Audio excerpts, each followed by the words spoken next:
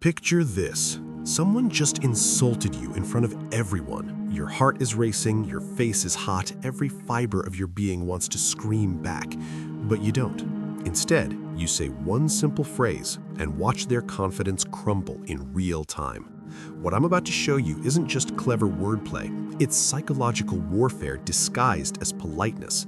And by the end of this video, you'll have 5 weapons that make toxic people wish they never opened their mouth. Here's what most people get wrong about dealing with insults. They think it's about having the perfect comeback. So they rehearse zingers in the shower, prepare roasts, and practice their destroyed with facts and logic moment. And they lose every single time. Because here's the truth that nobody tells you. The person who gets emotional first loses. When you yell back, when you defend yourself, when you try to prove them wrong, you've already handed them the victory. The toxic person doesn't want to be right, they want a reaction. They're feeding on your emotion like an emotional vampire. And the moment you give them that reaction, you become their supply. So what's the alternative? You weaponize calm. You turn their aggression into quicksand. The harder they push, the deeper they sink. Let me show you how. Phrase number 1. I can see this matters a lot to you. This phrase is lethal because it does something most people never expect. It reframes the entire interaction. When someone insults you, they're trying to make it about your inadequacy, your failure, your weakness.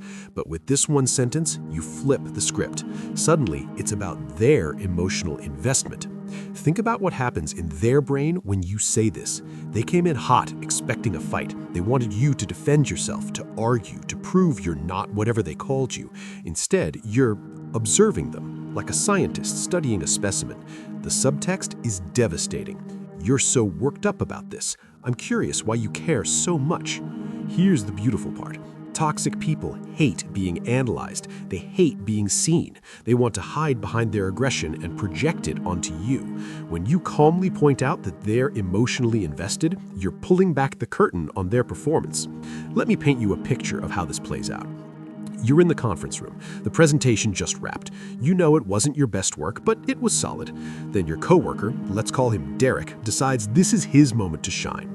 In front of the entire team, he leans back in his chair with that smirk you've seen 1,000 times and says, "Wow, you really screwed up that presentation. I guess some people just aren't cut out for leadership." The room goes quiet.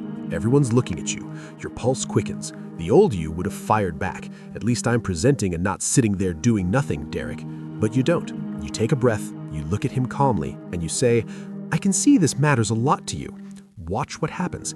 Derek's smirk falters. He blinks. What? I'm just saying. I'm trying to help you improve." But it's too late. Everyone in that room just watched you refuse to take the bait. You didn't defend the presentation. You didn't attack back. You held up a mirror and made Derek look at his own behavior. And mirrors, they make toxic people very, very uncomfortable. Now, that first phrase works beautifully when you want to stay engaged. But what about when someone is being so ridiculous, so clearly projecting that you don't even want to dignify it with a real response? That's where phrase number 2 becomes your best friend. Phrase number 2, if you say so. 3 words, that's it. But these 3 words carry the weight of complete and total dismissal. Here's why this works on a psychological level. It grants them permission to be wrong. Most arguments happen because both people are fighting for reality dominance. No, this is what happened. No, this is who you are. Everyone's trying to force their version of truth onto the other person. When you say, "if you say so," you're doing something radical. You're stepping out of the tug-of-war entirely. You're not agreeing with them. You're not disagreeing. You're simply acknowledging that they have an opinion, and that opinion has 0 impact on your reality. The toxic person was ready for battle. They loaded their weapons, they prepared their arguments, and you just shrugged. The power dynamics are crucial here. If you argue, you're treating them as an equal opponent. If you ignore them, they can claim you had no response. But if you say, "if you say so," you're acknowledging them while simultaneously showing that their words have no weight. It's the equivalent of swatting away a fly. "Yes, I see you. No, you don't matter." Picture this scenario. You're at a family dinner, Thanksgiving maybe. The table's full, everyone's eating, and then your uncle, the one who always has something to say about your life choices, clears his throat. "You know, I've been thinking," he starts, and you already know where this is going. "You're wasting your life with that career. You'll never be successful doing that. I'm just being honest with you." The table shifts uncomfortably. Your mom looks down at a plate. Your cousin pretends to be very interested in the mashed potatoes. Everyone's waiting to see how you'll react. The old you might have launched into a defensive speech, listed your accomplishments, tried to justify your path, tried to make him understand. But you don't need his understanding anymore. You look at him completely calm and you say, "If you say so." Then you reach for the green beans and continue eating. That's it. No defense needed, no justification required. He can have his opinion. It exists somewhere out there in the universe, and it has exactly zero impact on your path. Notice what just happened. Your uncle loaded up his weapons. He prepared his whole speech, and you just shrugged. He can't escalate from here without looking completely unhinged. If he keeps pushing, and trust me, he might try, he becomes the problem in everyone else's eyes, not you. Now, those first two phrases are defensive plays. They protect your peace. But what about when someone's behavior is so out of line that it needs to be called out? That's where this next phrase becomes a surgical strike. Are you hearing yourself right now? This is the phrase that makes toxic people suddenly realize they have an audience. Here's the thing about toxic behavior. It often operates on autopilot. People get comfortable being nasty because they've gotten away with it before. They're not thinking about how they sound. They're just reacting, venting, projecting. This phrase forces them to engage their conscious mind. It forces them to replay what they just said.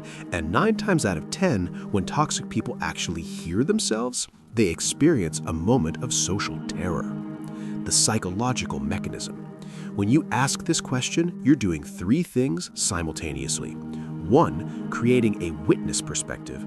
You're making them view themselves from the outside. 2, invoking social awareness. You're reminding them other people can see this. 3, questioning their self-perception. Most toxic people think they're reasonable. This challenges that.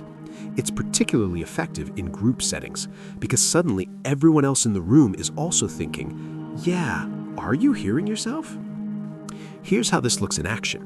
You're out to dinner with a group of friends. Good food, good conversation, everything's flowing. Then one person at the table, maybe someone you don't know that well, a friend of a friend, starts getting comfortable, too comfortable. They lean in with that look in their eye like they're about to say something edgy. "Look, I'm not racist," they say, and everyone at the table knows what's coming next. But people from that neighborhood are just naturally more violent. It's just facts. I'm just saying what everyone's thinking. The table goes tense. Some people look at their phones. Others suddenly find their food fascinating. No one wants to be the one to call it out because, it might make things awkward. But you're not worried about awkward. You're worried about letting that poison sit in the air unchallenged. You put down your fork. You look at them with genuine curiosity. Not anger, not judgment, just curiosity. And you ask, "Are you hearing yourself right now?" The entire table goes quiet. Not uncomfortable quiet, purposeful quiet. Everyone's suddenly tuned in because they're thinking the same thing. "Yeah, are you hearing yourself?" Now watch this person squirm. They realize what they just said. They feel every pair of eyes on them, and they have 2 choices. Double down and expose themselves as actually racist, or backtrack and lose all credibility. Either way, they lose. And you maintained complete composure. You didn't yell, you didn't lecture, you just asked a question. Pro tip, the delivery is everything here. You're not angry, you're genuinely asking, like you're trying to help them realize they're having a malfunction. The concern in your voice makes it even more cutting. All right, we're 3 phrases deep, and you're already more equipped than 95% of people to handle toxic behavior. But here's where it gets even more interesting. What do you do when silence itself becomes the weapon? Phrase number 4, complete silence for 4 to 5 seconds, then, anyway. This is the most devastating combination in human communication, and it's barely even a phrase. Here's what most people don't understand about silence. We are biologically wired to fear social voids. When there's a gap in conversation, our anxiety spikes. We rush to fill it, we over-explain, we backtrack. Toxic people are especially vulnerable to this because their insults are performances. They threw a grenade and they're waiting to see if it exploded. They need your reaction to know if they hit the target. When you give them silence, you give them nothing. The grenade lands and there's no explosion, no fire, no damage, just nothing. Here's the execution. They insult you. You maintain eye contact. You don't look hurt. You don't look angry. You just look at them for 4, maybe 5 seconds. Let them sit in that silence.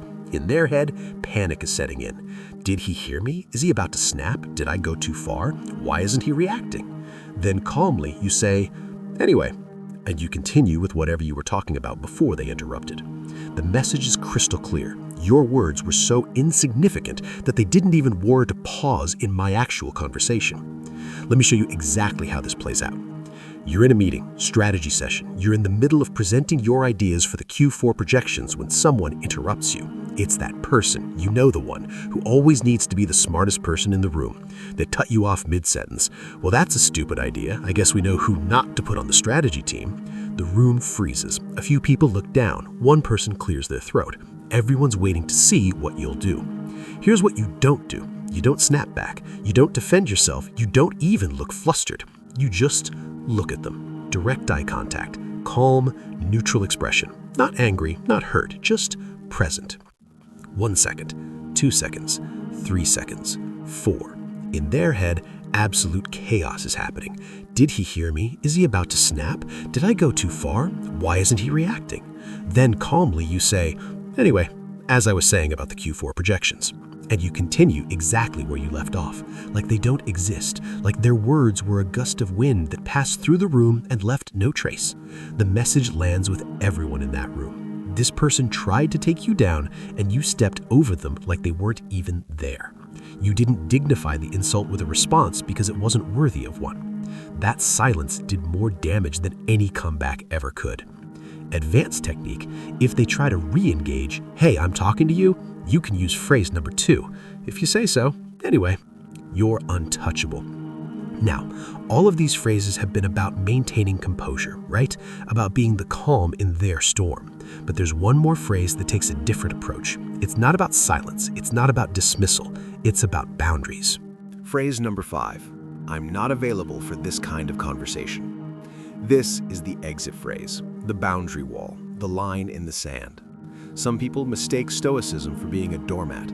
They think being calm means tolerating everything. That's not wisdom, that's self-abandonment.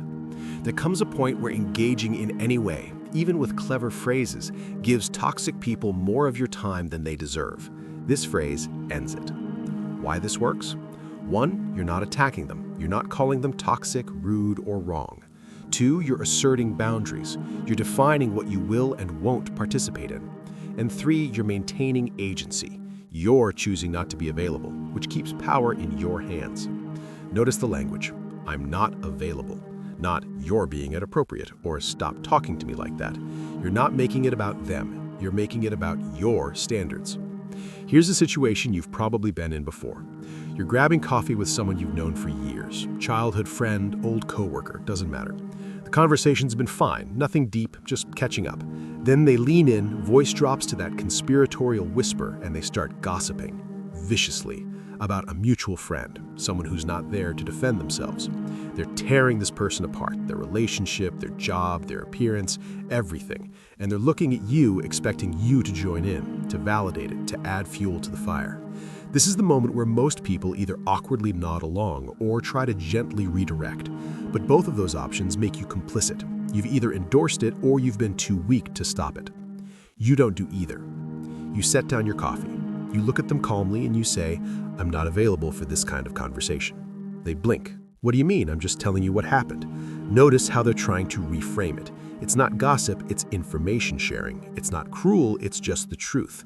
You don't take the bait. You repeat, same calm tone, I understand, and I'm still not available for it. Now here's what makes this phrase powerful. You didn't call them a gossip. You didn't say they're being mean. You didn't make it about them at all. You made it about your boundary. You can repeat this exact line as many times as needed. It becomes a wall. They can't argue with it because you're not making a claim they can debate. You're stating your standard. And if they keep pushing, that's on them. Everyone watching now knows exactly who has the problem. You can repeat this exact phrase as many times as needed. It becomes a wall. They can't argue with it because you're not making a claim about them. You're stating your boundary. This phrase is especially powerful because it works with family, where you can't completely cut contact. It works professionally, where you need to stay civil. And it works romantically, where you need to set standards. You're not running away. You're not fighting. You're simply closing the door to a room you refuse to enter. Now here's what all 5 of these phrases have in common. They're not really about the words. They're about something deeper. They're about emotional sovereignty. Most people give away their emotional remote control. Someone presses a button, they react. Someone says something mean, they get upset. Someone questions their worth, they scramble to defend it. But these phrases, they let you keep the remote control. Think about it. I can see this matters a lot to you. You're emotional, I'm observing. If you say so, you have an opinion, I'm unaffected. Are you hearing yourself right now? You're malfunctioning, I'm functioning. Silence plus anyway, your noise, I'm signal. I'm not available for this. You're draining, I'm protecting my energy. Every single one of these phrases creates distance between their chaos and your peace. You're not in the mud with them. You're standing on solid ground, watching them sink. The ancient Stoics understood this. Marcus Aurelius wrote, "You have power over your mind, not outside events. Realize this and you will find strength." The toxic person is an outside event. They're weather. You don't argue with a storm. You don't fight the rain. You either take shelter or you stand unmoved, knowing it will pass. Here's the hard truth most people avoid.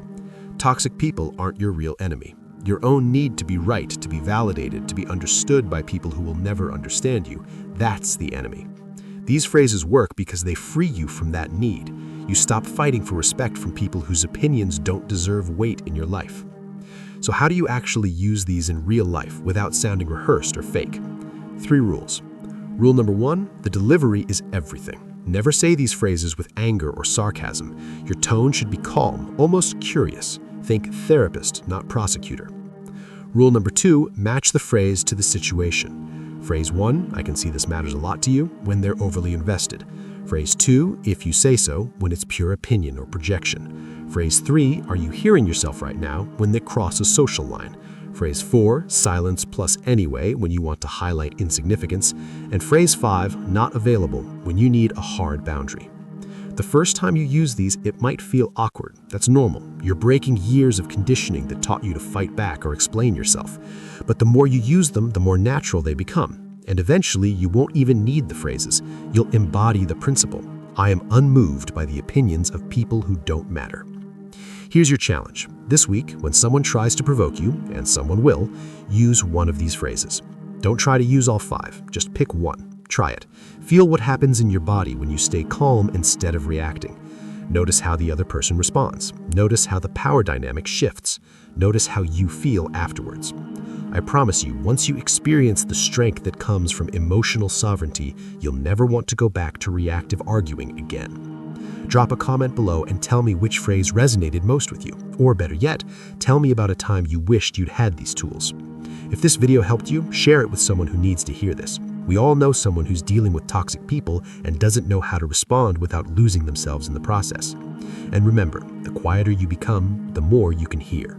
The calmer you remain, the more power you hold.